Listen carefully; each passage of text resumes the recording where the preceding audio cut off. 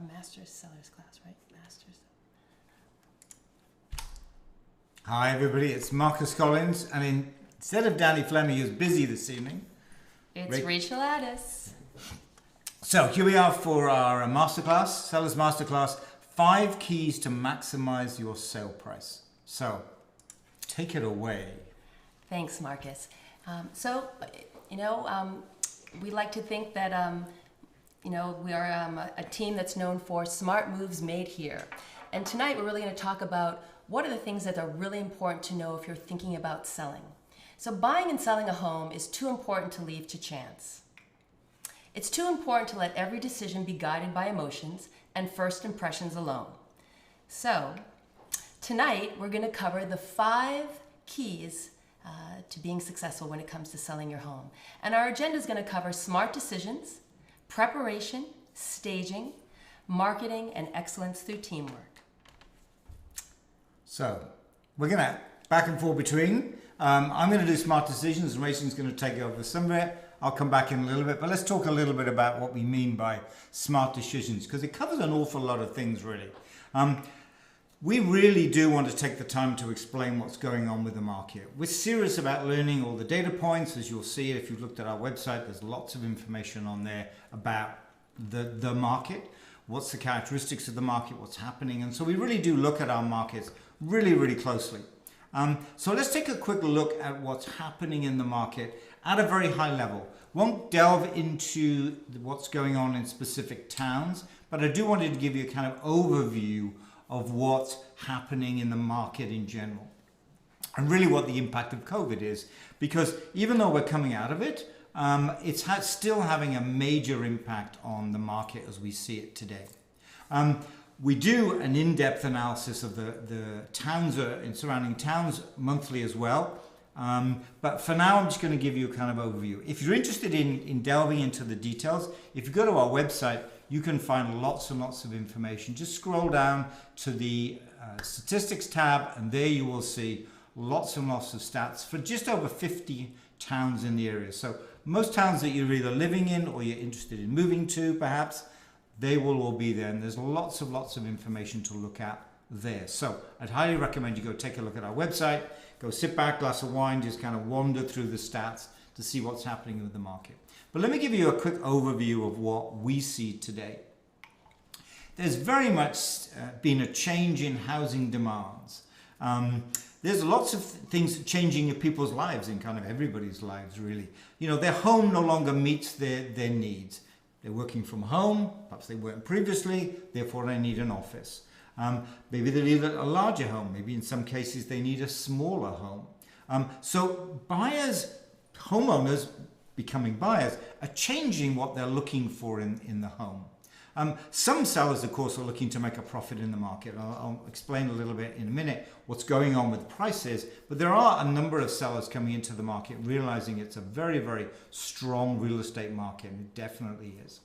So homeowners are therefore buyers looking for a smaller, larger home, wanting to move closer to family and friends. In fact, one of our sons and his fiancée moved from California to Massachusetts because of COVID. That would never have happened if it weren't for COVID, and we're seeing a lot of that happening. And also buyers are looking for different features, amenities, and so on. Say offices is an obvious one, but there are others as well. So there really is a changing housing demand, and it's driving the market in price-wise in a direction we've really not seen before. It really is, I think, probably one of the hottest markets we've ever seen. Well, what it's doing to competition, the way people are competing for these homes. Right. It's unbelievable. Yeah, it is really, and it's difficult for today's buyers, but Sellers Masterclass, let's kind of take a look at that. So I thought I would do is show you a little bit of what's happening with prices. So first town I'm going to show you, average sale prices we have here. First town we're going to look at is Arlington, close to Boston, strong town, good school system, easy commute into town, and so on. And as you can see there, house prices have been rising steadily since the downturn, and now we have home prices in Arlington, average home prices in Arlington, over $1 million.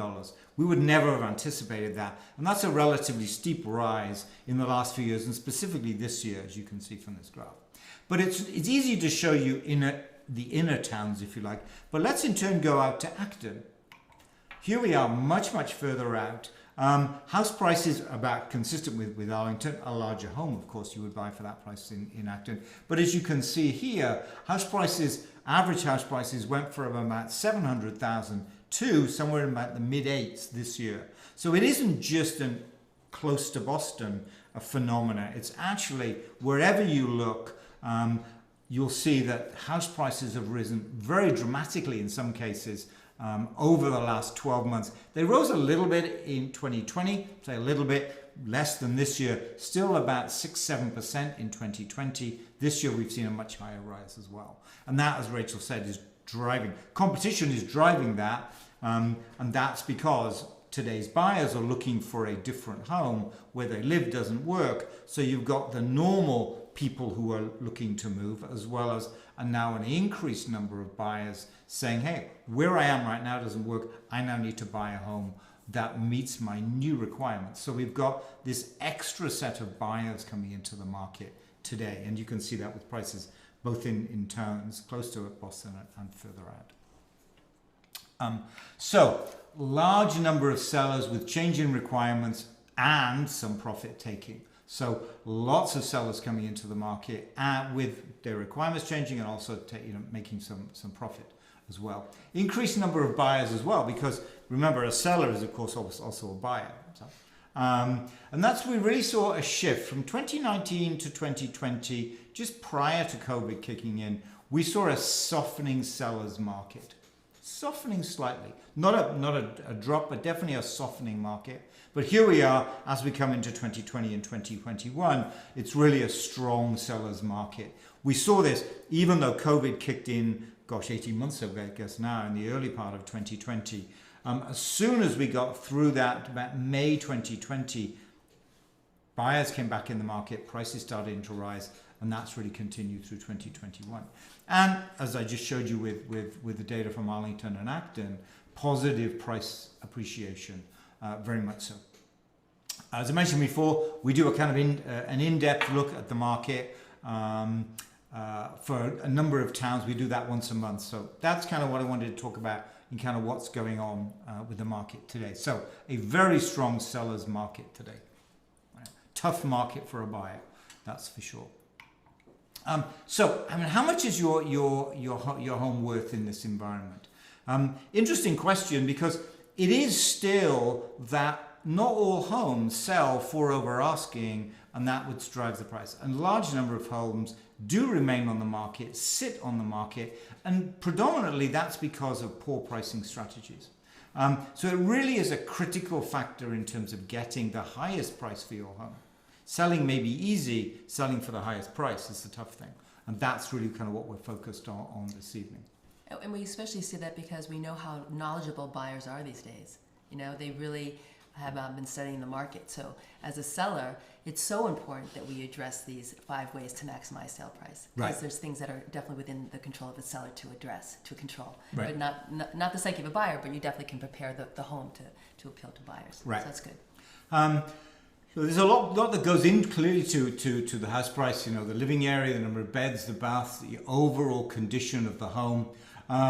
But it's important that you get that market analysis so that you can really put the right price on a home, because having put the right price on a home, that's what drives the market, that drives the price. For sure, yeah. Absolutely. You know, it really does need to be comprehensive and analytical. That's kind of core. It's a core value of us, is that, you know, we are analytical, but also it really does need to do that. We give you the data, you know, not necessarily what you want to hear. You know, you may think your home is worth 1.3, maybe worth 900,000, but reality is, looking at comparable sales, it actually isn't that much. So we really do give you what we feel is best as we can do, our analytical value for that home. Up-to-date market stats is important, and it really does need to be an objective comparison between your home and comparable homes. That's the key.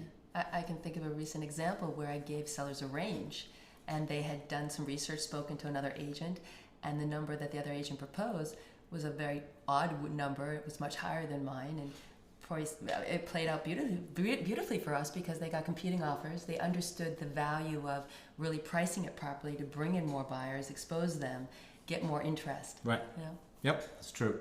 And as Rachel said, we give you a range of values. It's not analytical that it is worth 1.3524 million. It's really a range of values. That's what we've got. And as well as that, we'll give you a set of recommendations in terms of what you should do and a sales proposal. So that's kind of what our market analysis, very comprehensive, very analytical, a lot of information within that. So I wanted to kind of give that quick overview in terms of that. Let's take a little look at seasonality and what's happening with the market. This data here is for 2019. And I did that because that's the traditional seasonality that you get. It was very different in 2020.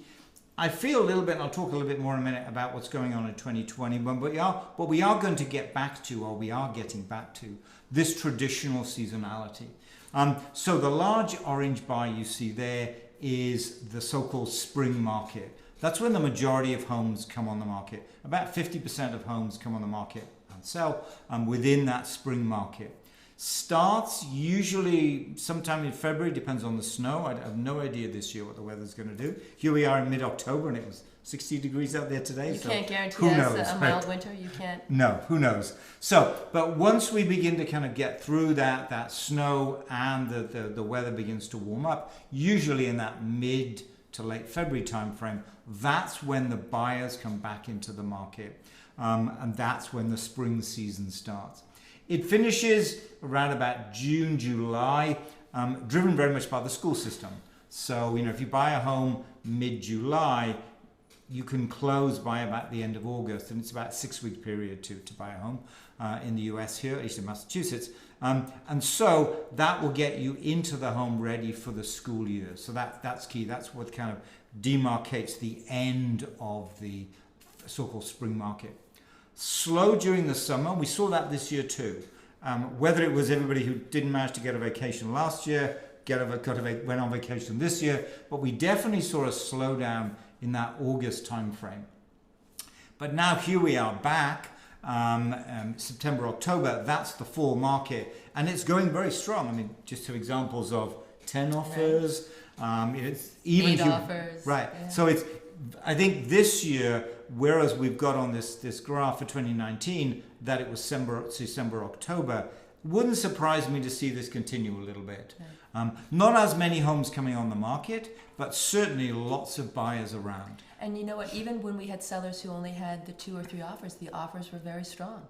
So people have to get out of that mindset too that you need a ton of offers. You don't need a ton, right? You just need some very strong offers. Yeah, a relatively small number of really good ones would be great. Yeah, that's what it takes. So I think with this graph, where I would say it'll change in 2021 is that it's possible that the fall market will continue slightly into November. Normally now, though, most sellers have already decided to sell. They're kind of done. Now, sellers' minds are very much on 2022.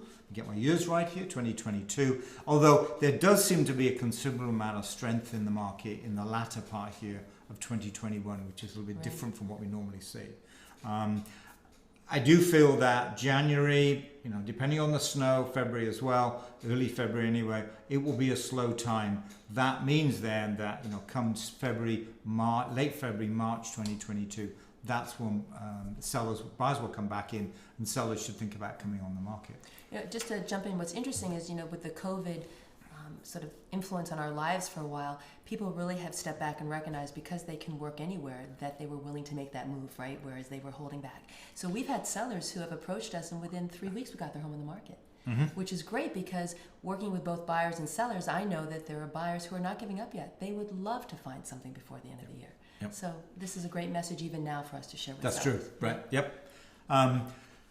One thing to think about, if your mind is in 2022, spring 2022, think about what needs to be done. We'll talk in a minute. Rachel will talk about preparation, staging, and so on. Think about that now, because, for example, we will always take exterior photographs during the fall for homes we're going to bring on the market in the spring. When the spring comes, perhaps the weather begins to warm up, the buyers have come back out of back into the market, but there's snow on the ground. You don't want to be yet another home that's a white house with a white lawn. So now is the time to be thinking about spring 2022. What do I need to do?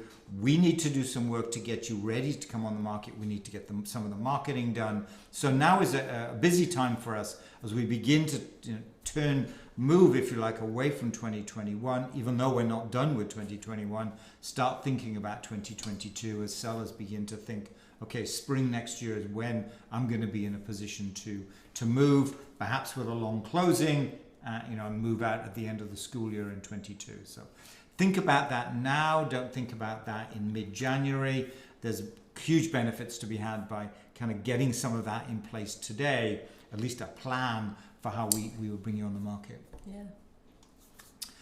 So that's the seasonality, a little bit different from what the graph shows, but hopefully I've given you a kind of overview of how COVID has changed that. So let me quickly run through the perennial question of, is my home a teardown? Interesting question, and it's worth thinking about, when is a home actually a teardown? And it really is where the land value is higher than what a home buyer would pay. Now, think about what we were talking about before, lots of buyers in the market. This isn't true very often, right. That's for sure. Builders very much have, they're buying the land, they have a very clear value of that land, whereas buyers are thinking much longer term.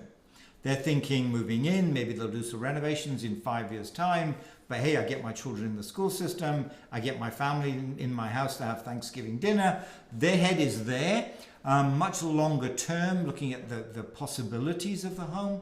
And so this equation is very rarely true. But yet there are still lots of teardowns in the town. But given the strong buyer's market, it's rare to see that a home is actually a teardown. That is very, very rare. Important to understand who's actually telling you it's a teardown though. Clearly the builders will tell you, because guess what? That's how they make a living. No surprise there. We'll pay top dollar for your home. Why would they if they're the only offer, and so on. That's relatively straightforward when you're approached by a builder to say, I think your home is a teardown. There's a clear transparency, at least maybe perhaps not in what they say, but in terms of the reason you're saying it's a teardown is that you want to build a new home. The aspect when an agent tells you it's a teardown, a little bit different though, so let me kind of go through that. Because there's a question when an agent says, I think your home is a teardown. Perhaps they may say, I'm not sure you can get as much as a builder would offer. I know a builder, why don't I introduce you to a builder? You talk to him, you agree on a price, that's probably the best thing to do. So what's going on there? Behind the scenes, of course, the agent and the builder are in collusion, if you will. Are associated with each other. And the agent is essentially saying, I won't bother selling this home at, let's say, 600,000. I will get the sale of the new construction home that the builder buys. So be cautious when an agent says your home is a teardown, because they're not necessarily working in your best interests. They are essentially working with, or at least associated with, the builder, and they're not necessarily going to give you the right advice to maximize your sell price, because from their perspective, however they increase your sell price, the sell price of the new construction is going to be much, much higher. So be cautious when an agent says your home may be a teardown or is a teardown. Be cautious. Here's a quick example. Here, this was a home that was in something of a poor shape, as you can see. We came in, smartened it up. In this case, the amount of money that was spent was about 20,000. That's a lot. Normally, it's much, much less than that. But as you can see, the maximum a builder would offer here was 770. Smartened it up was 20K, and we listed it for 839. So already, the home the seller is up on what they would have got if they'd sold to a builder. But hold on a minute. In this case, we had 7 offers, and it sold for 900,000. In this market, this was last year ago. And now, imagine this year with a very, very strong buyer's market. You can see that the result would potentially be not necessarily 7 offers, but maybe 17 offers. Especially because the $839 price point in Lexington for a move-in ready home, which this was, yep. by the time it was smart, it would be. Yep. amazing. Yep. Yeah. So this, I mean, the numbers you see here, this year would have been much higher. Clearly much higher. But here you can see, here's a home that perhaps you would imagine would be a teardown. Actually, it wasn't. But it's also working in sellers' advantages right now, because I find that buyers are able to get their hands around the mindset that even if I have to pay more for this house that I want and I'm paying next year's prices, it's okay because I'm getting a house. Right. And that's great for the seller, because buyers are rationalizing in a good way, right? Right. And they're thinking not 1 year, they're thinking 3 to 5 years. Which is great. You know, they're you know, whatever extra I pay this year, I'm going to be in the home for 5 years. In 5 years, that will all have been come out in the wash, if you will. Yep, absolutely. Here's another example. Similar numbers, as you can imagine.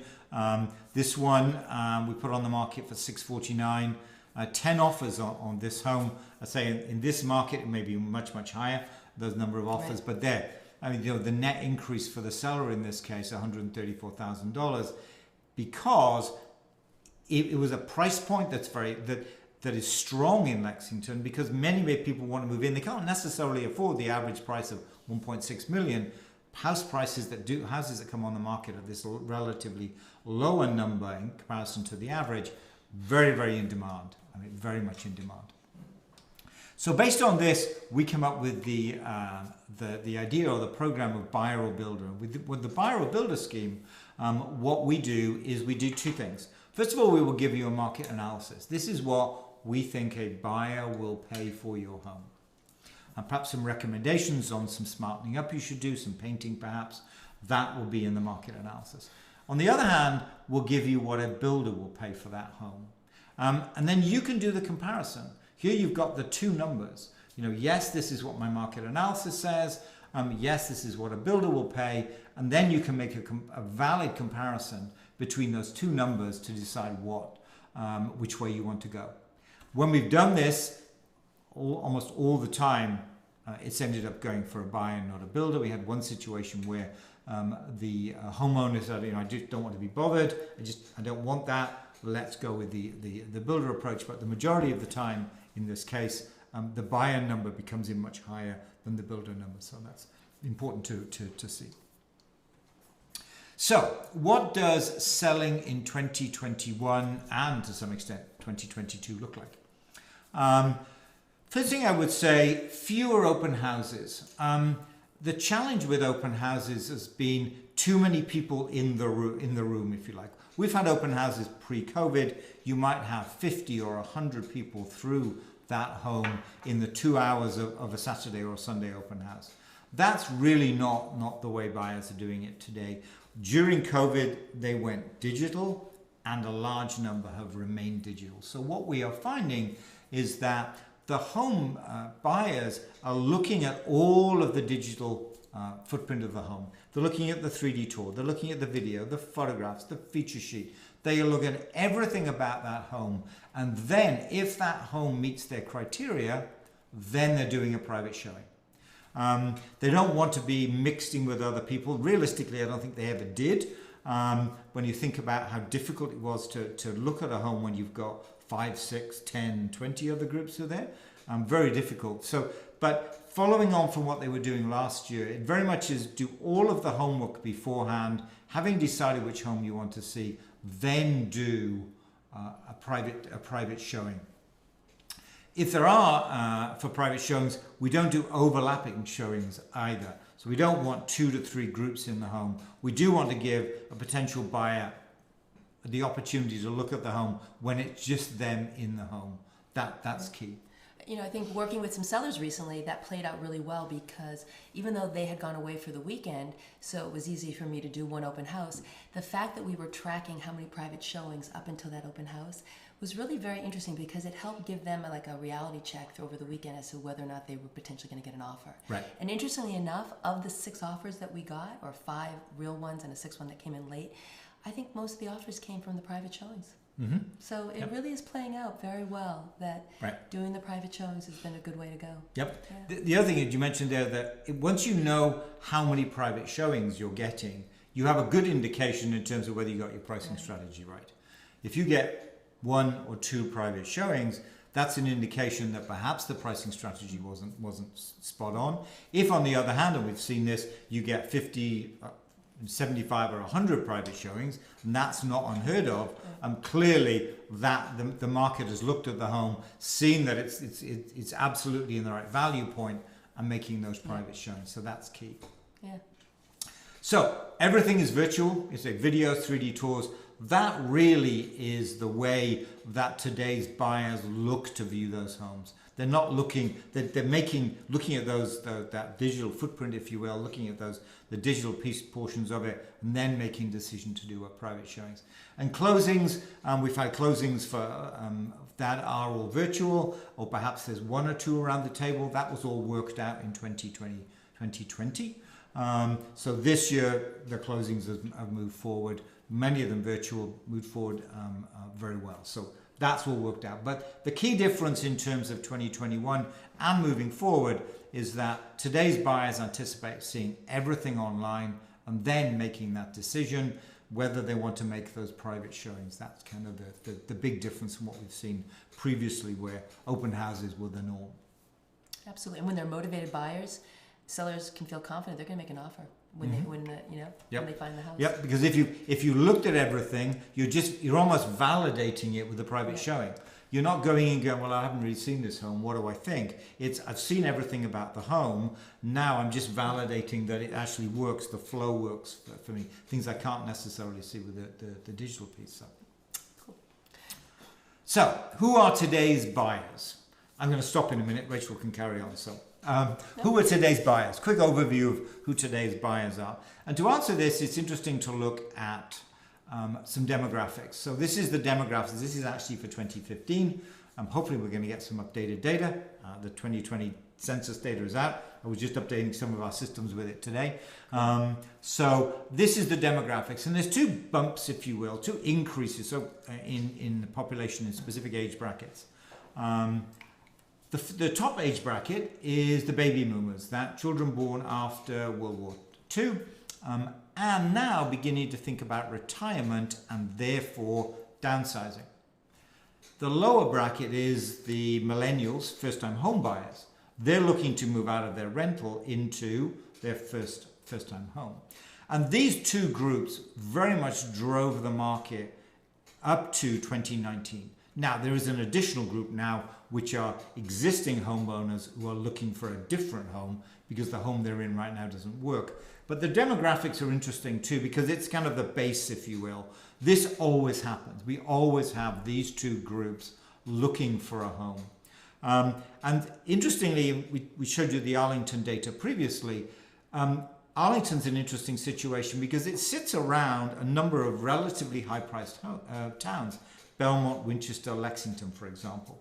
And so many home sellers, top group here, the downsizers, would look at an Arlington as a great destination because it's close to where they currently live. Their circle of friends remains the same, relatively close to Boston.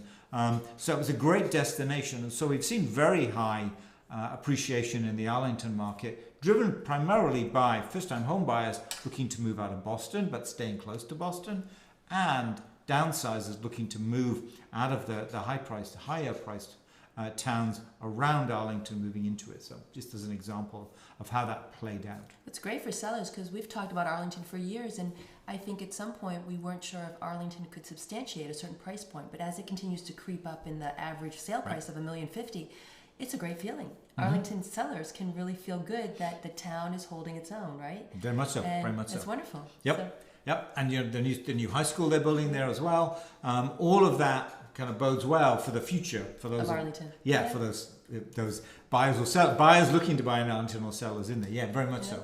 Yeah, it's a very, very strong town. We would never have said five years ago that there'll be $1 million house in Arlington. And actually, if you go down near Spy Pond, I mean, they're over $2 million, those properties that look over the water. So, so very strong price appreciation, and in some cases, for some high prices there too. So that's kind of the demographics. And so about half of first-time home buyers are first-time home buyers. And this is important because After they bought their home, Rachel mentioned the number of offers and how far over. I was looking at some data today, and it's common to see 110, 150, and 120% over asking. That's a lot of money. Oh my No, God. I don't think we would have. But they're spending an awful lot of money. And ultimately, once they've spent that money, they have almost nothing left to do any repairs and updates. That's just the reality. They've spent all the money that they have. They put the 20 or 30% down. The bank's done the rest, and there isn't much left over. And so, what today's buyers are really looking for is a home that is fresh and move-in ready. Or they're looking for a home they can invest in. Those are the two options. If it's a home that is fresh and ready to move in, they're willing to pay top dollar for it. If, on the other hand, they want a home that they want to invest in, guess what? They're looking for a bit of a discount on that one. So that's key. So what we'll talk about now over the rest of this presentation, really the genesis of this presentation was that first point, that they want a home that is fresh and move-in ready. That's what the majority of buyers want. And therefore, you as a home seller can maximize your sell price by meeting that requirement, if you will. What's great is these are the things that are in seller's control. Right. So, absolutely. Which is great. Yes. You can't control the market, right. How many buyers there are, but you're absolutely right. You can control that this home is a home that today's buyers will walk in the door, and as Danny would say, they get that visceral feel and say, right. I want this home. This works for me. It's got everything. And you know what? I can roll the moving truck can move in outside. I can roll into the house, put my furniture down, and I don't have to do anything else. And that's what they want. Thanksgiving dinner can be done, just there and then. Hey, since your son and his fiance moved, they've had you over for dinner and you've hung out with them, right? Right, So absolutely. That's what today's buyers want to do. They want to showcase the home. It's something they can't necessarily do if they're in a rental that they have no control over. So that's the key. And so the genesis of this presentation is really around that. What does it take to get your home to a point where it's fresh, move-in ready, and buyers fall in love with it? That's kind of the key. The internet's having an impact on home sellers, of course. Home search has been around for a long time.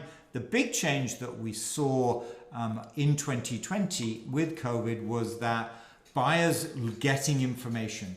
They want to see everything online. No surprise, when you buy any product today, really any expensive product, you can do all the research online. And today's buyers expect to do that. So they expect to see floor plans, 3D tours, videos, all the information about the home, where it's situated, and that they expect all of that. In some cases, they demand it. And bear in mind, if you can provide that information to today's buyers, that means they'll do that private showing. Once they do the private showing, they're just basically ticking the box that yes, this works for them. So that's key. The other thing, and you mentioned this before, Rachel, is that today's buyers are very educated about the market, and that's because they can't necessarily, if there are 20 offers on a home, there are 19 unsuccessful buyers. They're out the following weekend. And so buyers, very educated about the market, everything's online, they can look. They're also out weekend after weekend after weekend.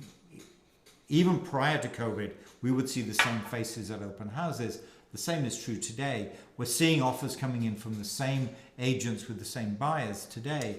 And so they're very educated about the market. It's important to remember that the buyers know, in many cases, more than the seller does about the market. And this masterclass is designed to kind of level that playing field somewhat, to give you, the seller, the edge in this market. That's key.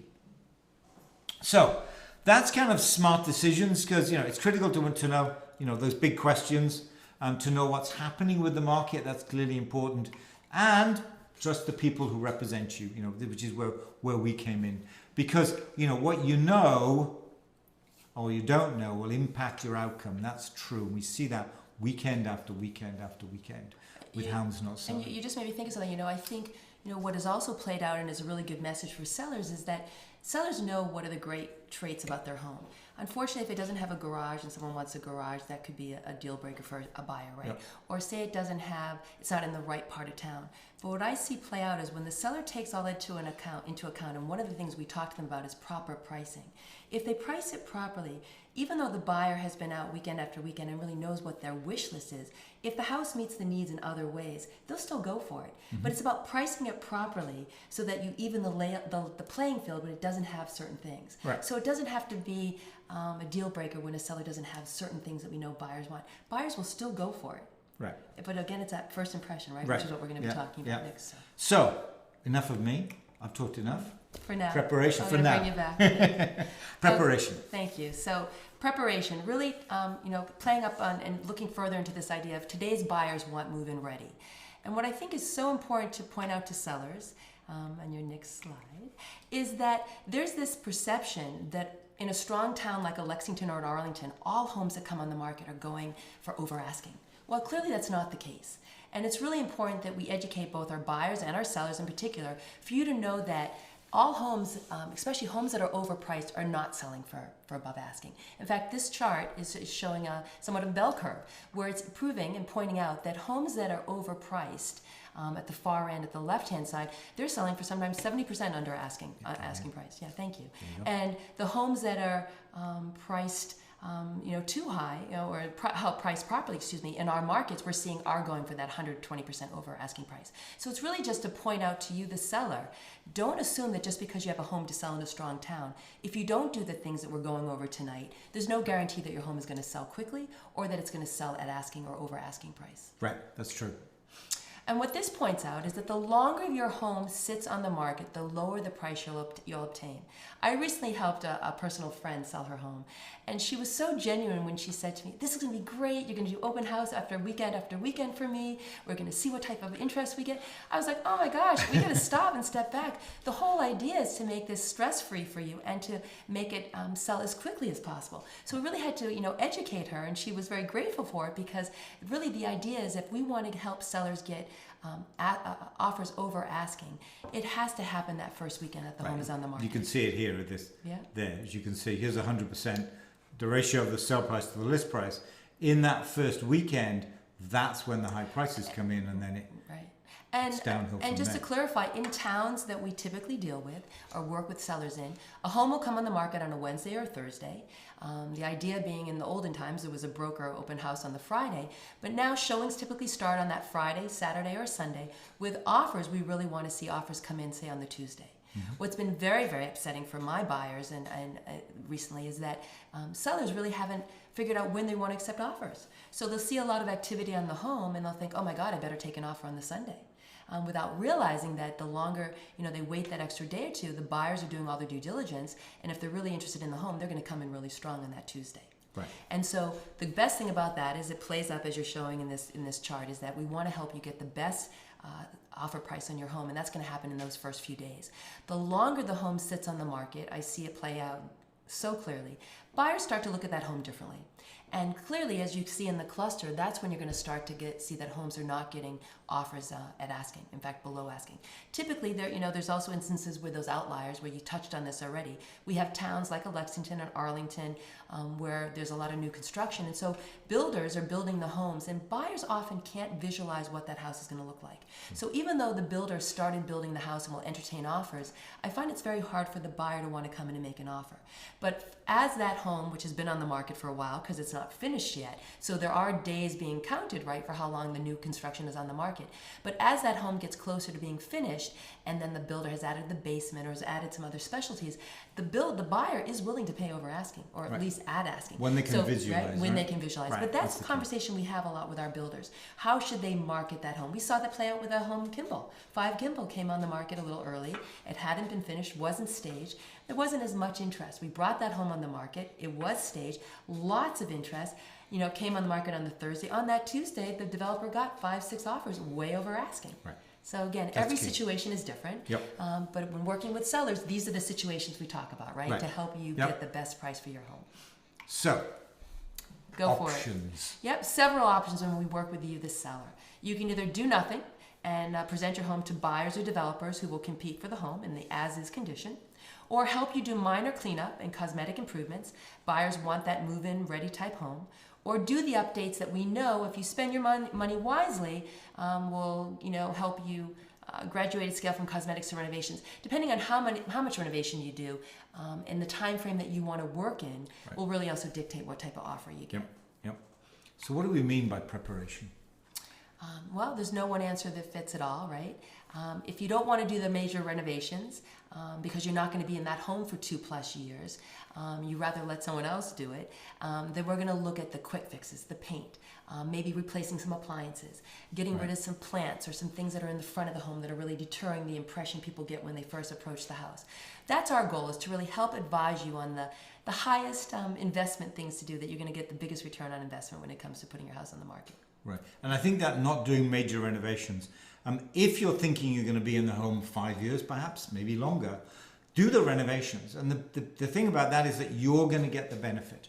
And what you don't want to do is 3 months before you come on the market, put a new kitchen in, because you're not going to necessarily get the benefit from that. So those major renovations, not just the paint, those major renovations, think about those such that you get the benefit before you necessarily put it on the market. I think that's key.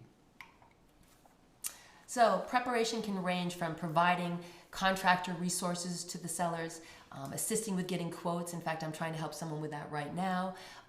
I can help coordinate the contractors if that's easier for them, really oversee the project. Whatever works for the seller, that's really our goal, you know? Because again, we're trying to make this a situation where you want to capitalize on a strong market, you want to work within the time frame that works for you and get the best resale on your home. We've had people who have wanted to be involved in every little piece, and we've had people who wanted to be interested observers and sort of step back.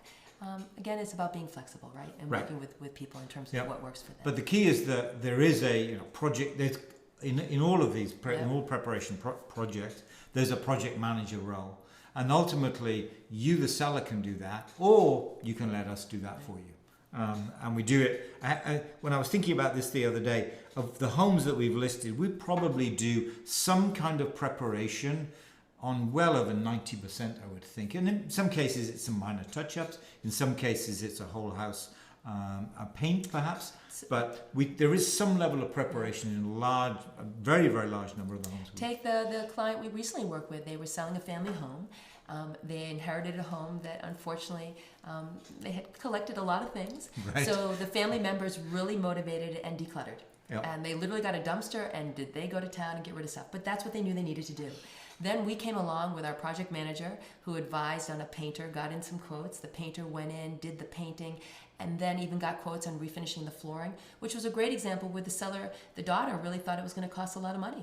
But it just needed to get done so that it was presentable, so that when the buyers walked in the door, which is what happened, and saw this staged home, it had a whole different feeling, which led to competing offers, which totally elated the sellers. They never in their wildest dreams expected it to be that well received, but they had done the right things. Yeah. And I think seeing how well it worked with our project manager was also another validation of, we're here for you. Right. It's a team. It's a team approach. And the house you're talking about, that's one of those homes that we could have showed an example of, is my home a teardown? Well, let's take it a step further. I did bring a builder. And initially the builder sort of said to me on the side, nice house, but it's not going to go for much. And the interesting thing is the buyers who came and saw the home when it was ready to come on the market. When it was finished and it was staged. They brought in they brought in friends who were builders. And no one obviously said the house was going to fall down, because we proceeded to get 8 offers. And the offers that the sellers got were incredible. Such a great indication of buyers want move-in ready, and buyers want to pay what they feel makes sense to. They're willing to go that 50, 60, 70,000 over. Yep. So on a very modest home. Yep. And it worked. Yep. It was great. So before and afters, we always like the before and after section. Yes. Absolutely. Tells stories that leave great impressions. So here's a home that you can see was lived in, and it had wallpaper, it had a lot of furniture in there. We came along, we helped the sellers declutter, they removed the wallpaper, fresh coat of paint, redid the hardwood floors, and look what a difference. Yeah. And really, if you look at that objectively, it is just remove the wallpaper, refinish the floors. And actually, in this home, part of the home had carpet on the floor, and that meant the carpet had been down for probably 30 plus years. That meant that the hardwoods underneath were in fabulous condition. Yes. That's the beauty of that. So there's a great example. Great story. This one, I believe, was a rental. Yeah. Now, clearly, you look at that and it's just sad. The pink walls, the blue trim, the blue ceiling, the carpet. You don't even want to walk in that room. Now, after fresh paint, the new flooring, and people hear the word vinyl, and I can tell you myself, I heard the word vinyl, I'd be like, I'm not sure I could do that. But this luxury vinyl flooring tile is wonderful. Mm-hmm. It's durable. It can easily go over asbestos tiles in a basement, right? Yep. It can be used in a concrete floor. And here's a great example. Look at the difference. Yep, huge difference there. I remember this story too. This is years back. Here's another great example. Is that you in the window there? I don't know. Yeah, probably. I think it is. So this was a great example. Sellers had a home that was in a prime location in Lexington, and they had a kitchen that was pretty dated, weren't sure what they should do, but they were open to things. And so clearly after painting the cabinets, redoing the counters, refinishing the island with a different type of finishing, updating some of the appliances so that all the appliances matched and they were all stainless steel, changing out a light fixture. I know Danny shares a story too that working with these sellers who were very eager to do the right thing. The last touch was they had bought a black microwave and it was on sale, and Danny was quick to point out, please, you need to return that. Let's make everything match, because buyers see that. They walked in the door and they saw this lovely new kitchen. This was a great story because this home appealed to the buyers, especially knowing it was walking distance to the center. And I think if you go to the next slide, we'll even show that afterwards, this home had numerous offers, and it went for way over asking. It was a great story. Yeah. And, minimal cost with maximum impact. That's key. That was a great example. Here's another one. Yeah. This was an example where this home had been on the market with another agent for 103 days. Now, clearly you look at this kitchen, it's very attractive still. I mean, it has the black appliances, but they all match. It has the oak cabinets, which are very charming. But nowadays, push come to shove, buyers want the feel of new construction. Right. And so simply painting the cabinets and replacing the appliances and making sure they all match again, because that is key. I think even painting the backsplash in some cases, maybe this home as well. Look what happened. This home got competing offers and was a lovely story for the sellers. That's key. Really nice. And this is, if you look at today's buyers are looking at new construction and they're seeing that the kitchens are white, and that's why this makes such a difference. Even though, as you said, the wood cabinet, we have wood cabinets upstairs here, but today's buyers looking for those white, because that's what they see in new construction, and that's what made all the difference in this case. And say matching appliances. Yeah. And painting the cabinets, like you said, is really something that's amazing. This was a great story.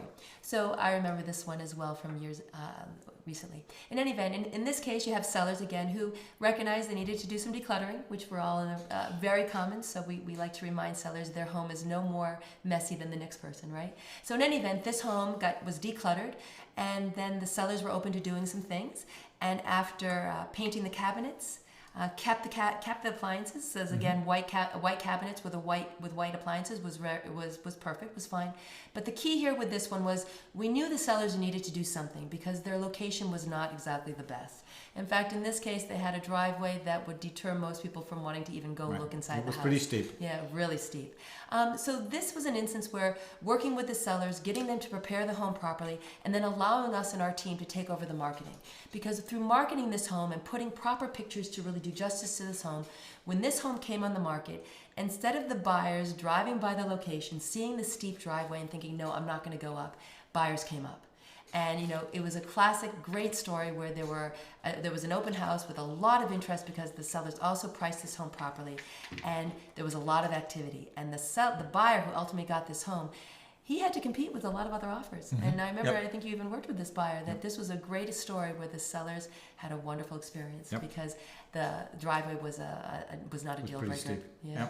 But the driveway was not a deal breaker because the house looked so good. It was like what do you call it, a nest? It was a tree house. People really fell in love with this house. Another great example, right? We have the white appliances. Unfortunately, the flooring in this house really needed some attention, and the cabinets needed some attention. The countertop needed some attention. But look what happened here. By replacing the flooring, keeping the same white appliances, but painting the cabinets, changing out the counter, it really presented beautifully. Yeah, it did. And it did very well. Yep, of course. Okay, so we talk about painting cabinets in a kitchen. Well, it's not limited to kitchens. Nowadays, you can also paint over these vivid tiles of bathrooms that were sort of from a few years ago, the older bathrooms. So look at the difference. You paint the tiles, you paint the backsplash, you can even paint the vanity. But the same bathroom, and look how presentable it is. Right. Huge difference between those two. That's kind of key. And that idea of being able to paint tile doesn't just apply to tiling. You can paint acrylic. Here's another great example. I was going to say a great looking vanity, but you don't necessarily need to replace it, because look what you can do. Right. In this case, you can actually just paint it. Really nice. Now I'll show you in the next picture. This is a great example too. So in this one, where you see again a very dated bathroom, unfortunately, right? The brown tiles, pink sinks. The countertop looks like it needs some attention. The flooring, didn't do anything with the flooring. Let that, leave it be. But painting the backsplash, painting the tiles, leaving the pink sinks really was fun. Yep. We had some sellers recently who had a situation where their bathroom was very dated. We called in one of these tub companies, and they had the tub repaved, or what would you call it? Reglazed. They kept the sinks, because didn't do the sinks, and it was amazing. The bathroom looked totally presentable and did not deter the buyer from making a great offer on that home. Because that's that move-in ready piece. Maybe perhaps the buyer of this home will be thinking in 3 to 5 years' time, I'll replace the bathroom. But the beauty is that they can move in. They don't have to. If they had seen the home with the bathroom on the left, their first impression was, before I can do anything, I have to spend more money and I have to do some work. Right. Now they're in a position of, I don't need to spend any money today, although there's nice potential for me to maybe perhaps renovate the bathroom in the next 3 to 5 years. And that's the key. But they can just move in and not necessarily have to spend money today. They can do that in the future. And it plays right to what we were saying earlier. In this market, if a seller is pricing their home properly, buyers are coming in out of the gate so high over asking. They don't want to have to do the bathroom over. If the bathroom's presentable, they're okay. They're fine with it. Yeah, absolutely. So, even if they have the money to do it. But yes, you're right. This was a great example too of a home that looks very nice. This bathroom with the wood cabinets and the greeny browny colored countertop. But the seller in this case had already been open to painting other parts of the house, such as the kitchen, and had such success with seeing how the kitchen looked when it was painted that they were open to doing the bathroom. And look what a difference when they painted the bathroom white. Right. Really lovely. Yeah, that's for sure. Yeah, made a huge difference. So, we were saying painting isn't limited to the kitchen, it's not limited to the bathroom, and likewise, it's not limited to the exterior of the home. Right. When you paint the home, you give it a little bit of a facelift, and it's amazing what it does. So in this instance, the home was a light blue color with a burgundy type of trim, and the garage doors don't look so good. But when the home was painted, look what a difference. And I'm happy to say I brought the buyers to that house. Oh, did you? I sure did. And they're really happy over there. Good. And especially, a great example too, this home was in a great location. Mm-hmm. So the buyers loved it for the location, but unfortunately in the beginning, the house did not pop the way it should. And It was a FSBO. So the owner had tried selling it on their own. Then it was on the market for a year plus with another agent, and then a FSBO again. They were getting pretty frustrated. Mm-hmm. So what a nice story again to come along and say, let's help you work smart. Yep. Do a little tweaking, and we can get this house sold for you. Right. And from what I remember, the yard on this goes way, way back. It's in a nice location. It is, yes. Yeah. There's a great yard to this. So there was nothing wrong with the house per se. It was just the way it was kind of put over. People looked at it and kind of gives you that feeling. Your shoulders go down. Whereas with the, as you can see the example on the right, okay, now it looks good because the house itself was in a great location. Well, the reality is in life, people make impressions very, very quickly. Whether it's when you're meeting someone, whether it's an agent, whether it's a friend, whether it's a new job, whether it's a house, you make an impression very quickly. And what a difference. Yep. And that's our job, is to help you, the seller, work the smartest. Do the things that we know are going to have that first impression really go over well. Right, that's for sure. Yeah, this is similar to stories you already shared, right? Where we have a home where we're working with a seller, beautiful house, but unfortunately the house really couldn't be shown off the way it deserved to be because look at all the bushes. The overgrown. Let's go straight to the after. Yeah. That's the difference. You couldn't see the door into the side, and if you look at the trees either side of the front door, they're over the windows. Yeah. So clearly inside the home, it's going to feel dark. Yep. You're always going to have the lights on because there's just no light coming in. Now it makes all the difference.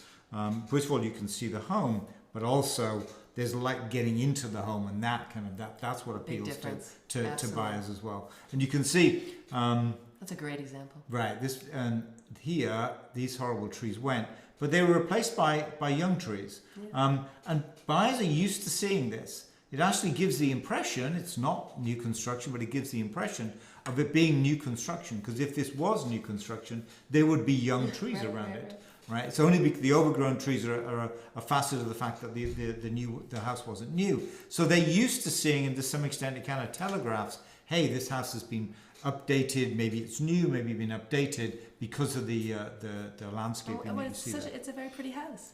Unfortunately, you really couldn't appreciate it. Absolutely not beforehand. Yeah. So, preparation. That's the first part of it. Staging is the kind of the wow that sits on the top. And I would say this is so important in today's market, especially because our buyers have come across instances where they'll see a home online and only to find out it's been virtually staged. What a disappointment. Mm-hmm. You show up to the house and there's nothing in the room. Right. And buyers definitely need help with that. They don't have the imagination to really understand how to use space. The fun part for us, being part of MA Properties with staging, is we have our own truck. So, in case you haven't seen it yet, this is what our truck looks like. And our logo, Smart Moves Made Here, is something we're really proud of, helping you, the seller, do the right things and stage your home properly.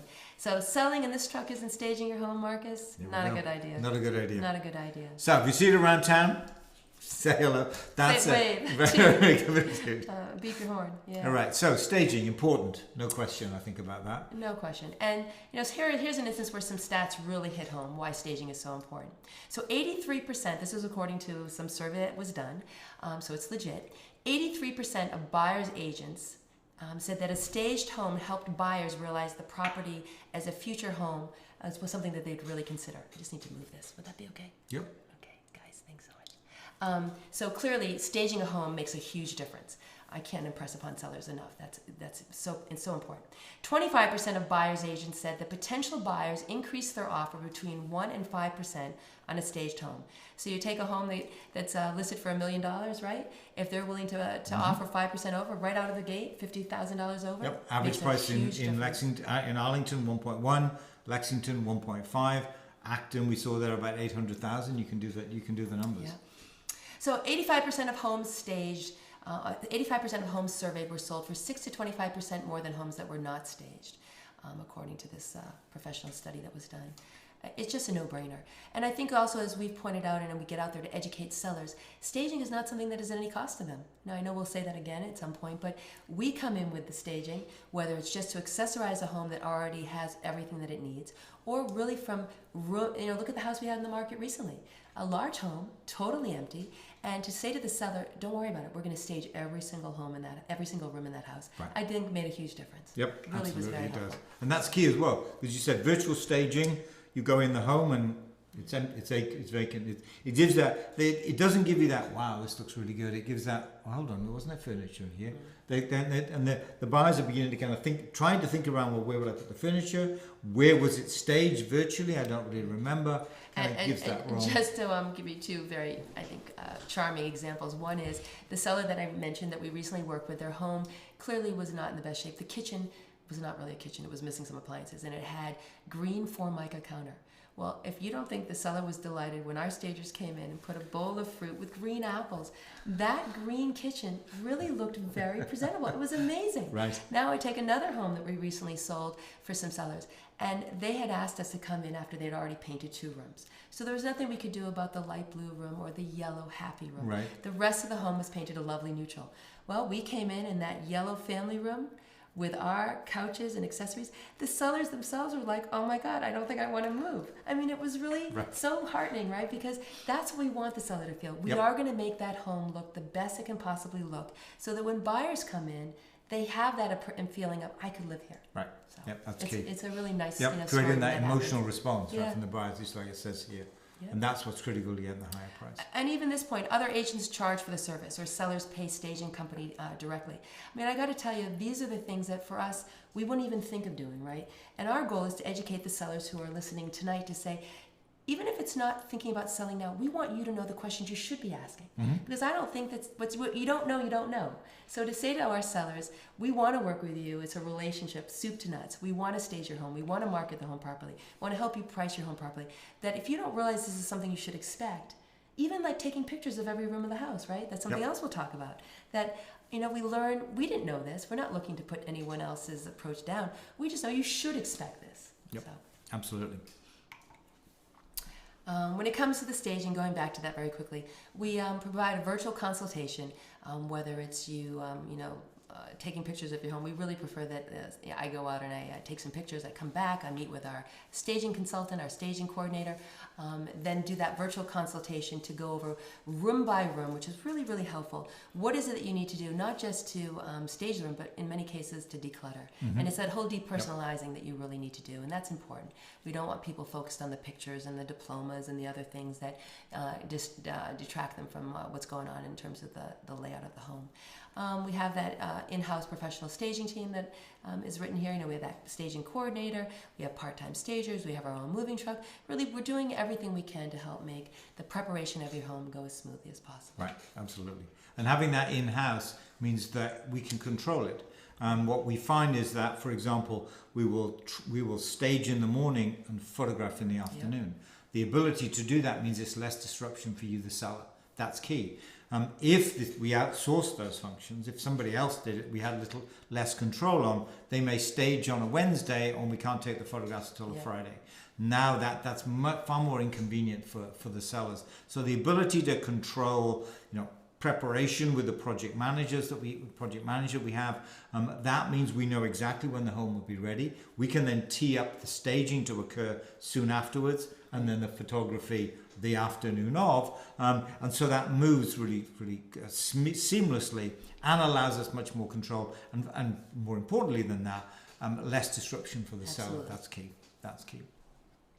Before and after, this is always fun. Oh yeah. And I think what's really important with these pictures is that when you look at certain layouts of a home, there are homes that are very unique because their layout is not traditional, and so it's even more important to help people see how to use the space, right? So you look at this house, here's a before, 206 days on the market, unsold with another agent. Really looks like a generous sized room, very pretty. But what room? Oh yeah, but this first room, what room is that, right? Now you can see by staging it, because especially when it was empty, it can look very vacuous, like more like echo, and really be sort of, I don't know what to do with the space. Yeah, almost unfriendly, cold, if you like, yep.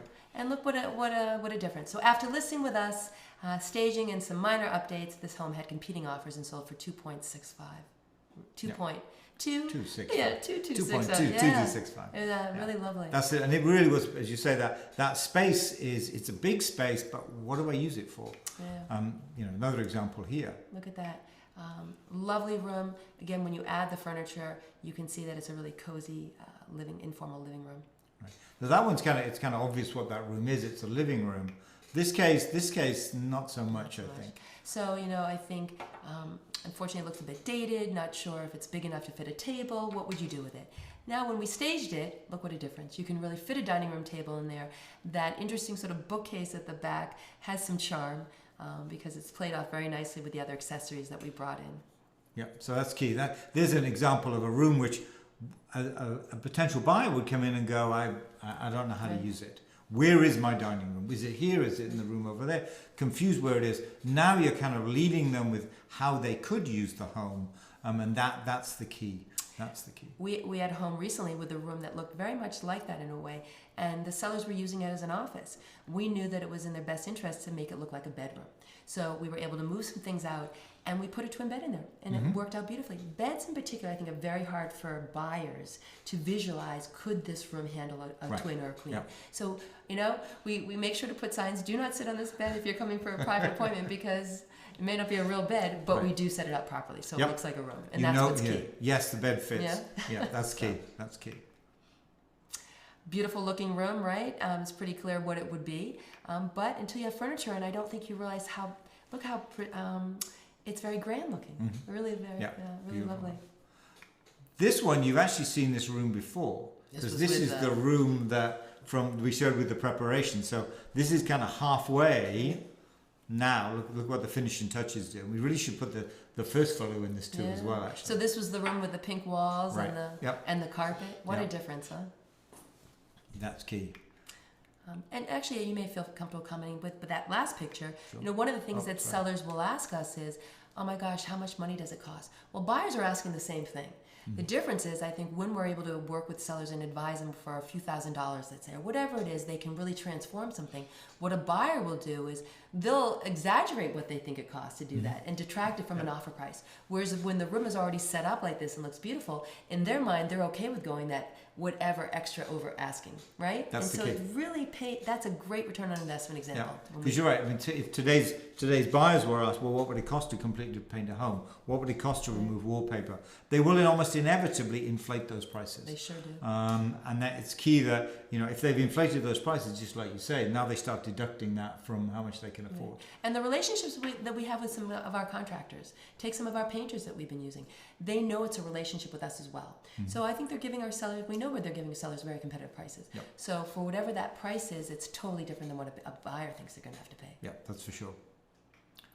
New construction, this one. Yeah, this was another great example, working with a builder, built a beautiful new home.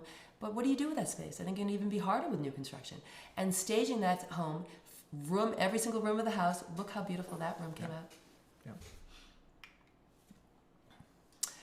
Go for it. I like the staging on this one. Yeah. Just one table. This was actually, this is the same one with the burgundy dear. surround. Yeah. So this was this house. But here's the first attempt at staging. But hold on a minute. That's what it needs to look like. It was beautiful. Now it looks like a room that they can spend time in. Before that wasn't possible. This home actually also had a very tricky layout. It had a couple rooms that didn't make sense in As you terms can of, see that here, I think. Go for it. So in this case, this is same house. There are 3 rooms on this side. If I can kind of show you here, that front room there is the living room. This room here is the dining room. You can see the chandelier here. The question arose in everybody's mind, and certainly in the buyer's mind: what do I use this room for? What is it for? And this is the real power of staging. In this case, what we did, you can see we staged all 3 rooms.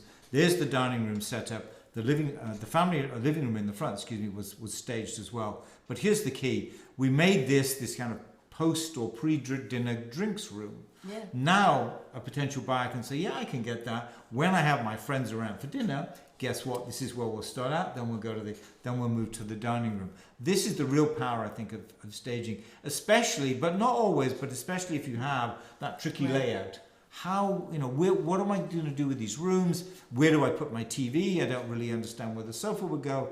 If you've got a room or 2 that looks like this, staging is absolutely key to kind of lead the buyer, so that, because you don't want them to be confused in terms of how they would use the spaces within the home and use all of the spaces within the home. This is not a redundant room. Here's what we would use this room for. That's key. I think that's a key, that the idea of staging every room is so important. Right. People shortchange that, and you'll get your money back. Buyers, and if there's no cost to you, Right. so let us stage every That's room true. of your house. Bedrooms especially. Yeah, I mean, there's a habit of just staging the master. Yeah. But that's just 1 out of 4, perhaps 4 bedrooms. The other 3 rooms are just as important, because just as you mentioned before, buyers want to know, will my bed fit in this room? Will it fit a twin bed? Will it fit a queen bed? The house that we just had in the lovely house in the center, one of our local houses, was so important, I think, to stage every room, and it really paid off. It was charming. And so that's staging. Virtual staging we don't like, just because when they go in the home they're disappointed. Completely disappointed. And you don't want that. Once the shoulders sort of sag, how am I going to use the space? What did that photo look like? It really is about putting staging furniture in, allowing the buyers to understand how they're going to use all of those spaces, which means all of those spaces need to be staged. That's key. It's key to getting that price. So marketing. So we've now taken our home, which needed a little bit of love. We've done the preparation, we've done the painting, we've staged that home. Now I need to get it out in front of potential buyers. That's key. So, I mean, does marketing matter in what is today a seller's market? Yes, it does. I mean, it really does. It's key to getting that price. As I've mentioned a couple of times before, remember that today's buyers are going to look at everything online. They're going to look at the marketing, the digital marketing, and once they've looked at that, they're going to make a decision about whether they make that private showings. And what we've seen as we've looked at the data, we track, as you can imagine, so being somewhat analytical as a team, we track everything, and we see a direct correlation between the number of views of the digital footprint, the digital assets, if you will, that digital views, and the number of private showings. If you get 40 plus views of the 3D tour in the first 2 days, it's likely you're going to get 20 plus private showings. Then, once you get those private showings, there's a direct correlation between private showings and offers. Because in many cases, the private showings are just validating what they've already seen online. It's not new to them. They've already made the decision this home is probably going to work. Now they're going into the home and then they're deciding, yes, it does work. It just reminded me of something. I think the other thing, when we talk to our sellers and ask them how easy will it be for them to leave the weekend that the home is on the market. Yep. When it comes to booking a private showing, you know as well as I do, there's different options of how to get into the home. So when a seller isn't there for that weekend and it's a go and show, it makes it so easy to get your buyer in. And that in itself also leaves the right impression. It's hard. We don't want to inconvenience the seller, have to check, is it okay? Can you leave in an hour? Can you leave in 15 minutes? Right. So this is all part of the conversation, right? In the relationship that we build with the seller to say, how can we help this be the easiest experience? It's a positive one. Stress-free, right? So. Stress-free and a positive one. Those are the key. That's key. Direct correlation really between the number of private showings and the number of offers, and that's key. 20 plus private showings typically results in over 2 or more offers when we review them on the Tuesday. So that's key. So direct correlation in terms of how that's done. I guess I'll get back here. There we go. So here's an example where maybe that wasn't the case. As you can see here, and I'll just highlight days on the market, 0. And guess what? It sold for the price it came on the market for. The average sale price to list price, let me explain the sale price list price ratio. We track sale price to the list price ratio. So if a home comes on the market at 800,000 and sells for 800,000, that's 100%. In 2021, with a very strong seller's market, we've seen that ratio averaging about 108%. In Arlington, a stronger market in general, because there's the downsizers and first-time home buyers I mentioned. There, it's been over 110%. So on average, a home sells for 10% over asking. In Lexington, which is where this example was, it's a little bit lower than that. Clearly, in this case, though, they got asking price. And it's a direct correlation between how long they sat on the market, because they didn't allow buyers to look at the home. Very few buyers saw this home, and no surprise, when you haven't got competition, why are you going to pay? Why are you going to pay money for a home? It just doesn't make sense. So here's an example of did all the buyers see the home? And the answer to that question is, of course, clearly not. Right? Sorry. Yeah. So we talked before about the correlation between private showings or digital asset views and private showings and so on. This led us, and the reason we have the data on this led us to develop an app for this, and I'll just give you a quick screenshot here, that allows you to see how many showings there have been of those digital components. In this case, if I can highlight this area here, how many viewings have there been of the 3D tour? You can see that here. That's key. This is something that you, the seller, can look at in real time, see exactly what's going on with the home. That's really important. You can then get an indication of how popular is this home going to be? How successful am I going to be? How much over asking am I potentially going to get? All of that will come out of this information that you can see. There's other information in the listing dashboard too, in terms of the key dates. So we want to make sure that you're aware of all of the dates that are coming up, when they're coming up. We want to make sure that you have all of the information in terms of when you can expect things to occur, and all of that in an app as well. So that's really important, and really a key part of our marketing. So what are the different components of marketing? Clearly photographs, videos, increasingly 3D tours. I'll talk about those in a little bit, and I'll show you as well how we kind of bring all of this together as well. Floor plans, websites, and then having built those kind of assets, if you will, getting them out in front of buyers. So let me go through these in turn because it's kind of important. There's some lessons here, just similar to the before and afters. There's some lessons here in terms of what's good and what's not.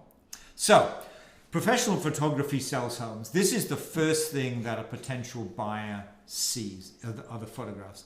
Be it a somewhat contemporary home on the right or the older one there, sorry, contemporary home on the left, and an older home, one that actually, this was in a prior incarnation. We just sold this one the other day. This was what it was like previously. In fact, we've sold this one 3 times now, I think, actually. But as you can see, contemporary or an older home, both photographs really do matter. In fact, photographing older homes, the rich colors often make for stunning photographs. These are our photographs. These are not. But as you can see here, this is the same kitchen. Now, the photograph on the left, it looks like it's been staged a little bit more than you see on the right, but ultimately the preparation and the staging has been done. The home is ready to be photographed, and then look what happens. The photography let it down, as you can see it here. Whereas on the right hand side, now it looks like a much larger room. You know, it's that size, let's face it. It just looks small in the other one.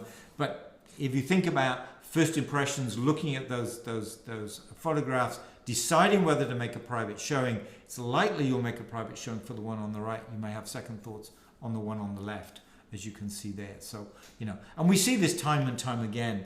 Here's an example of, you know, a rather it's a bland kitchen, but okay. Right.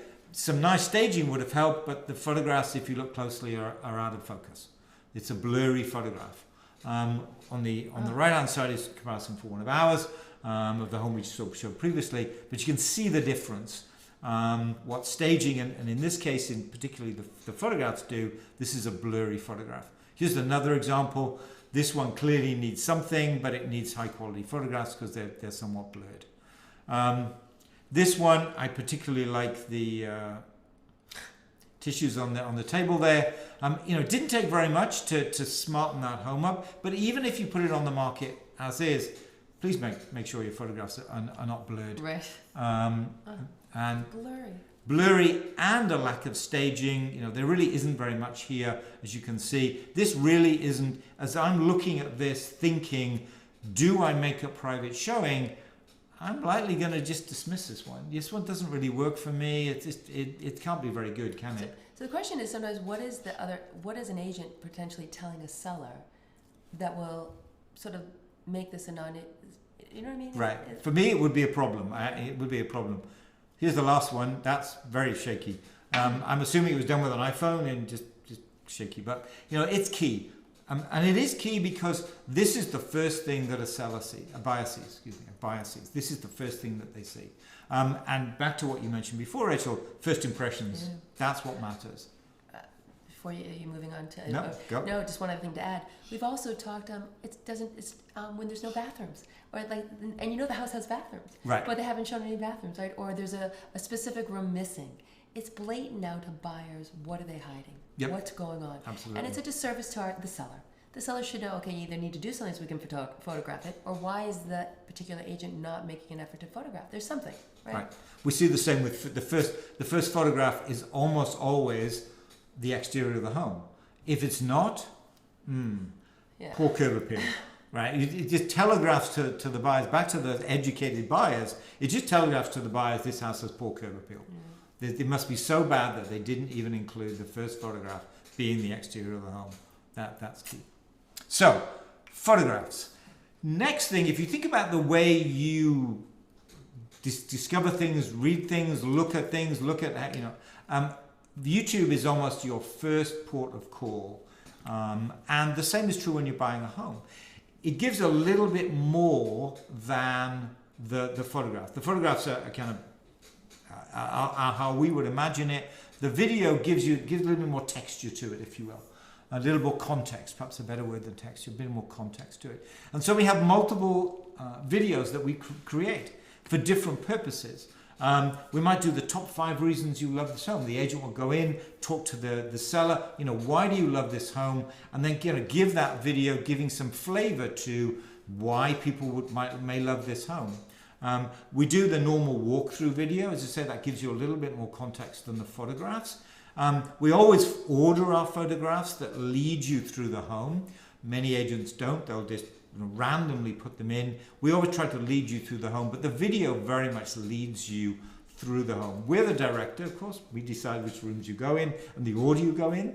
But that's kind of key in terms of giving you a better perspective on the home. And then we think social media is key to getting this home out. Sometimes we'll do a sneak peek. We'll put a GoPro on our dog's back. He's actually right behind us sleeping as we speak on the carpet. So we will put a GoPro on his back and we'll have him take you around the home. Now, cute that may be, but it works beautifully on social media. Gets lots of attention on social media, and that's key. So you can see we'll create different videos depending on how we intend to deploy them, and that's key. That's key to doing that. At this point, I'm going to talk about 3D tour, but I think what I'll do is I'll jump into looking at this in action, because it's much easier to see the 3D tour actually. So let me scoot over to the website actually. So a couple of slides, ahead a couple of slides. We produce a website where we put all the information about the home. So here's an example of a home, a bit of a sneak peek. This one is not on the market yet. It will come on the market tomorrow, Thursday. It'll come on the market. So it's in the McLean Hospital development in Belmont. So 3 Bayberry Lane, coming on the market tomorrow. So sneak peek, you saw it first here. Yeah. So everything about the home, single place for this. So 3 Bayberry Lane, information about the home. There's a lot more information there in terms of this one, it's a condominium, what's included in the condominium fee and schools and so on. And then what we do is we'll kind of walk you through the home with a mix of narrative and photographs in this initial part. As you can see, this is the home here in the lower corner, close to the conservation area that's at the back. We specifically wanted to show this to show you how close it was to that conservation area. So we took the drone up just to give you that kind of higher perspective to see how close you are to the conservation area. So then we'll go through. Here's the family room and so on, the deck outside, the dining room and so on. It's a beautiful home, this, yes. There's the kitchen. It really is a beautiful home. As you can see, we're leading you through the home in a logical way with these beautiful photographs. If you ever go to one of our websites, you can always click through and see more photographs too. So down we'll go to the home highlights. And now what I wanted to show you was the 3D tour. So let me fire up the 3D tour, because this we feel is key to getting buyers into the home. So the photographs, we decide the angle. The video, we decide the order in which the rooms you go through. What the 3D tour lets you do, and let me pop this in full screen mode if I can for a second, if it'll do. There we go. It allows you to be the director.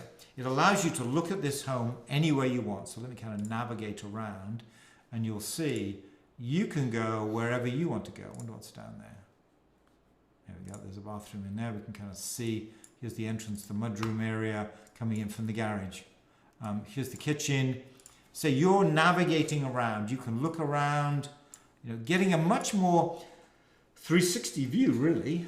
You can put the goggles on as well if you want, but the idea is just giving you that kind of 360 view of the home without necessarily going in there. Hey, and buyers can look at this at any hour of the day. Whenever they want. And, as odd as it is, but we also see buyers making offers when another family member is in another part of the world.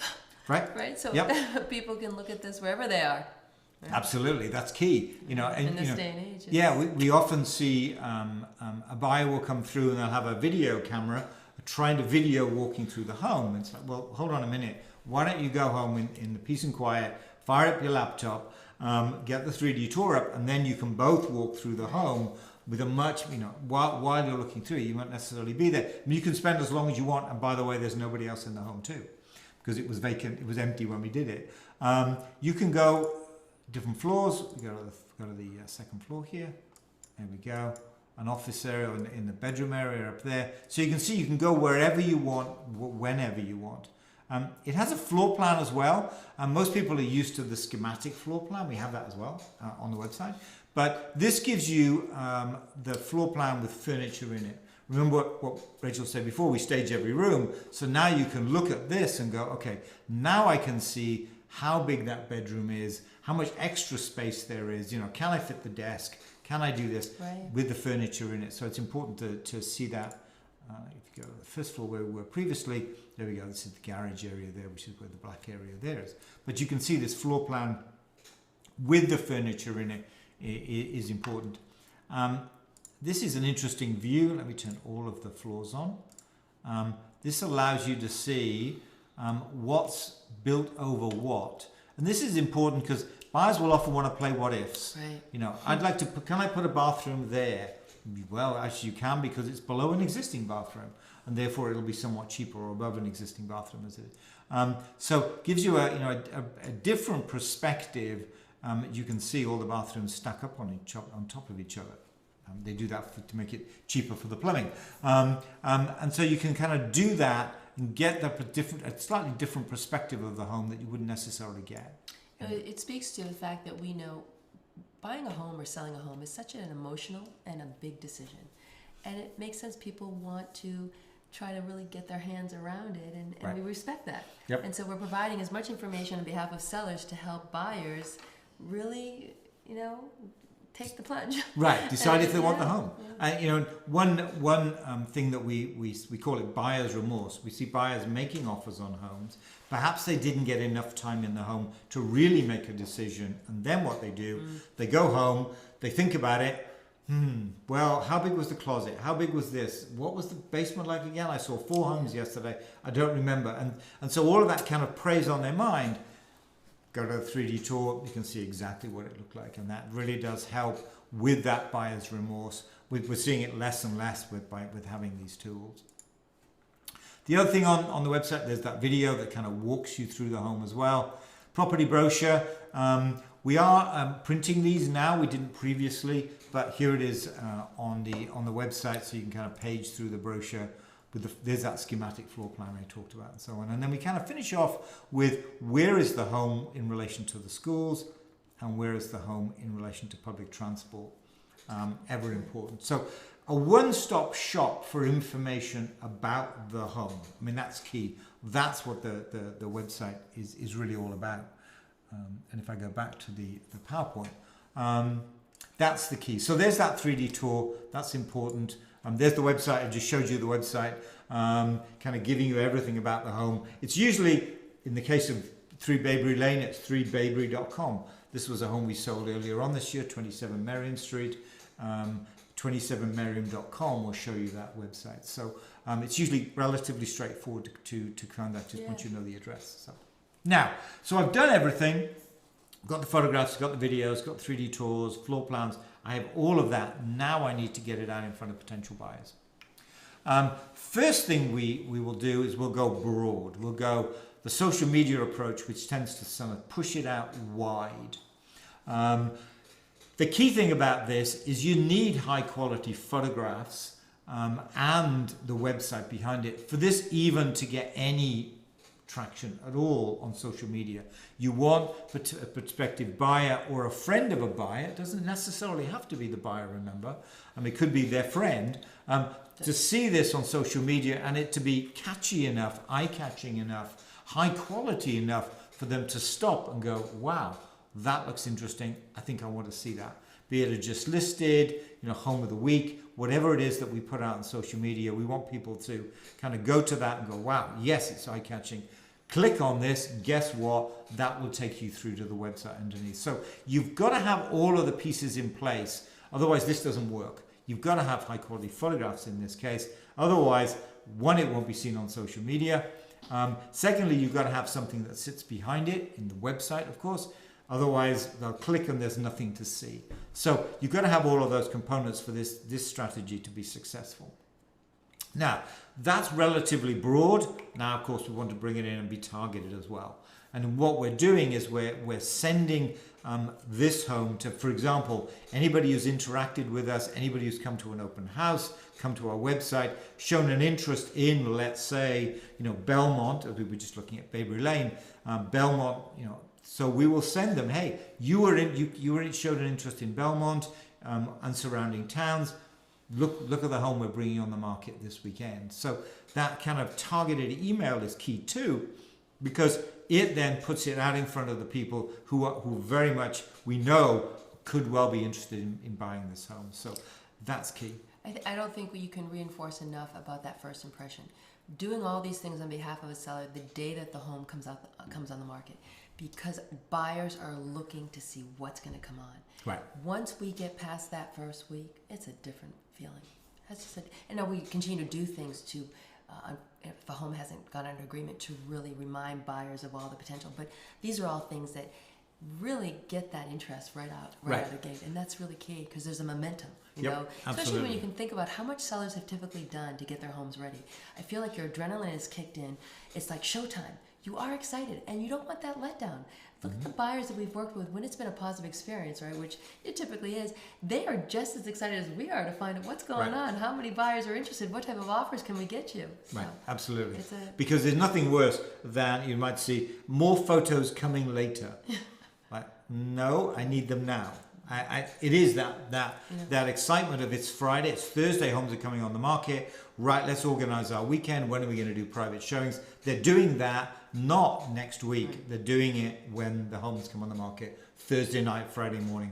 That's when they're doing it. And so you have to have everything in place, and it has to be ready for that. It very much is a big bang. We don't dribble the marketing out. It has to be there. Everything has to be in place because, as I say, Thursday, everybody's excited. It's Thursday again. Nothing came on the market that met my requirements last weekend. This weekend, there's going to be something. Bang, there it is. That's key. So that's the marketing piece. So that's smart decisions, preparation, staging, and marketing. And the last one is excellence through teamwork, because we very much are a team-based. We have a team-based approach. And love that. Real estate tends to be an industry where I think people do work as individuals. And so there's lots of different ways you can practice real estate. Not knocking it. There's lots of different ways. For us, it really is about the teamwork. And so let's just sort of touch on that. We have specialists that make up our approach and help us help our sellers. So you have the agent who is at the top there and really is involved and is the key contact person for the sellers. But we have the listing coordinator, the closing coordinator. The listing coordinator makes sure that everything is done up front to help prepare the home to come on the market. Our closing coordinator helps take over and work directly with the sellers once there's an accepted offer to keep the whole transaction moving forward. As you mentioned before, typically a transaction lasts 6 to 8 weeks, and it's so important that that closing coordinator is there to guide the seller as well, because it can be a tricky process, or it can be very different from when you may have sold a house 30 years ago, right? The staging, the marketing, the preparation, clearly all of these things are working with the client's best interest always in mind. And that's why you can see that it's got the client right in the middle there. Right. And it needs all of those pieces to really make it that seamless process. The object is, relax, we've got this. We can guarantee that we're going to kind of move through that process. That's key. That's key. Our goal is to sell your home for the most amount of money in the least amount of time with zero hassle or stress. Now, hey, we set the goal at 0. Doesn't mean we don't have some hiccups sometimes along the way. But the reality is we're in it together. And knowing that and working in partnership with our clients, I think, has continued to be a very rewarding experience for everybody. Yep. That's what creates the experiences worth talking about. And I love this. Our aim is always that it's a relationship for life. Whether we're talking to buyers, we're talking to our sellers, our relationship lasts long after the transaction closes. Absolutely. It's not a transaction. There is a transaction. It is the sale. Once that transaction's over, it kind of it carries on after that. That's key. It's not a kind of one and done, if you like. That's key to the way that we work as a team. And that's why, even if you're thinking of selling in 2 years' time, 3 years' time, get us in right up front to give you some recommendations in terms of what you should do in terms of that preparation. You know, what colors should you paint the walls? Because I'm thinking of selling in 2 years' time. And that's where that relationship after the transaction is over, but also before that. You know, if you've got questions about what you should do, what colors, all of that, you know, however far in advance it is, ask those questions. We're more than willing to help you with that. Absolutely. An example that just played out recently, you know, we brought a home on the market and we did have an open house. And so some of the people that came through, one of the visitors was just starting to look the process, right? Wasn't sure when they were going to want to move, but they started to get excited when they saw this particular seller's home on the market. All of a sudden it led to a conversation about, you know what? Maybe I do want to move sooner rather than later. Right. Can we talk about that? So now we're having a conversation around how can we help her get her home ready to come on the market in 2022. So you never know when, you know, these little touches are going to make a difference. And so that's our goal. And as I think you've pointed out in the past, or I think it's important to point out because I said this to the lady, there's no expectation. We share this knowledge because we want you to be the smartest person at the table. It's one of our sort of sayings that we really feel strongly about. So when this lady asked me, and I said, you don't sign anything with me. There's no, you know, you're not forced into working with me, but if I can educate you, so as you get ready to bring your home on the market, you already feel that you're not in it alone. And she actually made that comment. She had recently sold a rental property. And at the end of the day, even though she got it sold very quickly, she felt that the agent she worked with may not have been the best fit. Why? Because now she's learned what maybe it can be like to work in partnership with someone.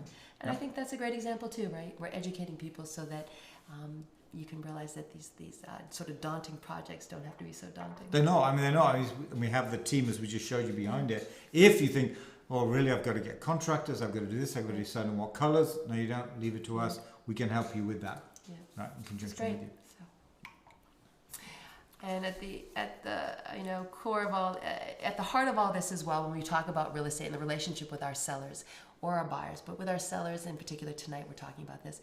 It really is about being consistent. We have values that speak to who we are. Integrity and ethical behavior. We want to make sure that we're out there educating people. It's not about selling our services. It's about educating you. It's about that relationship. Right. And exceptional customer service, I think speaks to everything that we do in life. And when it comes to a house, which is such an important value and asset we have, it's so important that we provide that exceptional service. You know, very much as a partnership. I love that when you say we're actually a partner in this, in getting that home on the market. That's absolutely the way we see it. That's the way we work. Absolutely. There's an excitement when you know it's going to be a successful experience. Right. Yeah. Okay. So, professional versus Aunt Merit. We've heard this before, and it's a great example to use. When it comes to coming to selling your home, you need a professional who does it day in and day out to get you the highest price. We do this day in and day out. We do. You don't want a 3Ps agent. 3Ps stands for an agent who puts a sign out on your front yard, puts it into MLS, which is the multiple listing service, which is where people look when a home comes on the market, and then praise. We really want you to know that there's a lot of things that go into making it a very positive and successful experience. Right. Starting way, in many cases, years before you actually come on the market. Yeah. That's key. Right, that's absolutely key. And this one speaks to me very dearly, and that is, I take the reputation that we have as real estate agents very seriously, very genuinely. There was a study commissioned by the National Association of Realtors, and they found that the biggest detriment to our profession is that there are masses of marginal agents who are destroying our reputation, unfortunately. The real estate industry is saddled with a large number of part-time, untrained, unethical, and or incompetent agents. This knowledge gap threatens the credibility of the industry. Right, I think it does. There's no question about that. It is key, and it comes back to our core values. That's key, and this differentiates us very clearly from what you see in many cases out there. And back to why, in the genesis of this presentation, 50% of the homes that come on the market sell for less than the asking price in what is a very, very strong real estate market. Why is that the case? In many cases, one aspect of that is, of course, the agents. Yeah, it's interesting. Just one last thing. In Massachusetts, we are a two-step process for real estate. Every state is different, and so the role of the agent is very different. And in Massachusetts, we have a very hands-on, active role as a listing agent, and it's really important. Yep. So who are we?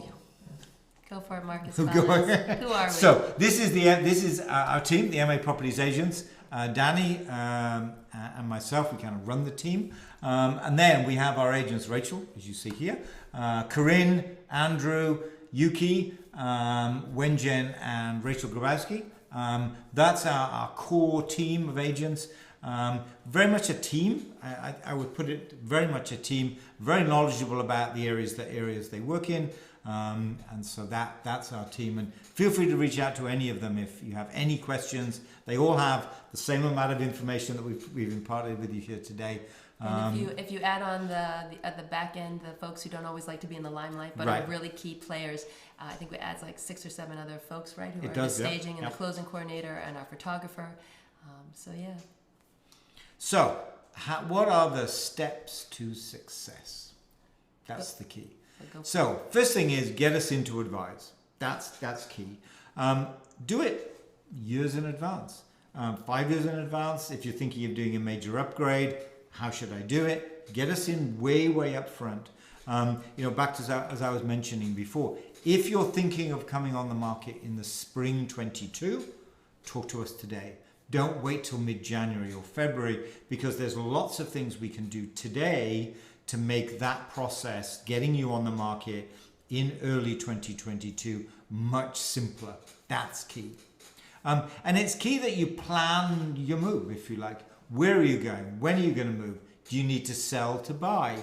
There are lots of questions. The order of buying and selling depends on the financing, the market you're moving to. There's a lot of moving parts to that. And get us in to talk you through that process. That's key.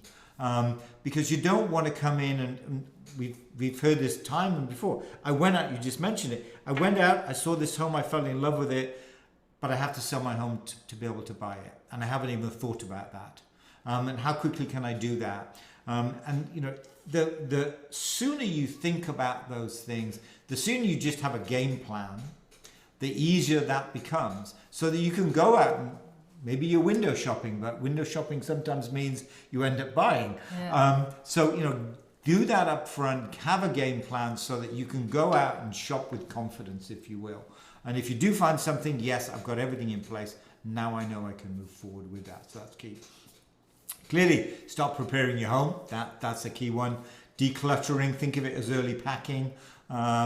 Depending on your time frame, that's there. There's a lot of information on our website too. Information is key to this. Selling Essential video series. There must be 150 bite-sized chunks in terms of organized by the different aspects of selling a home. I'd recommend you go in there and just kind of look at the videos. They're only 3-5 minutes long. So go take a look at those. There's a lot of them out there. Just to educate you about this process. Maybe you haven't done it for a while. Maybe you're interested, go there and kind of look at those videos. They're easy to see. You can see them all there, so that's great. And get us in to do a no obligation market analysis. I talked before about it's very analytical, it's very comprehensive. It will also talk about perhaps some of the things you should do in terms of preparation. So there's a lot within that market analysis. It's not just a number. There's a lot more to it. In terms of, these are perhaps the things you need to do. Right. So that's key. And no question is stupid. There you go. Absolutely. So, partnering you, that's kind of our key. Please feel free to reach out to anyone in the team, and they will help. They really are. Our aim is to provide that great customer service, and communication is key, both ways. What are you interested in? I just ask, as you say. Any question is good. We don't really mind, because the whole idea behind this, and this is really the crux of the whole team that we have. It's really relax that we've got this. It is it's a complex thing selling a home, but given the team that we have in place, given the resources that we have, given the knowledge and the information that we have, we can make it almost zero stress free. Not always stress-free. Things happen, but at least you'll know that, yes, something happens, but guess what? The team is there to kind of pull us through that. So that's key. That's the whole, crux really of. I'd like to say I think we're very approachable. And whether you bump into someone in the supermarket or when you're getting your nails done, no. Wherever it may be. I have bumped into people in all different places, and it's just a wonderful topic to have a conversation around. Right. So. We encourage you to reach out and just chat. Absolutely. No matter how far in advance, even if you're not thinking of selling, what's going on with the market? Ask us that question. we'll give you an answer. We'll bore you with the answer to that one. We love answering that question. So, really, this is really about that, back to that education, not sales. We really do think that the client deserves to be the smartest person at the closing table. That's key. And that everybody benefits by being smarter about home selling and home buying. That's kind of, that's us really. Woohoo! Thank you so much for joining us. Yeah, I hope that was entertaining and you learned something from that. Feel free to reach out to us if you have any questions. There we are. So thank you very much for watching. Yeah, thank you. Bye.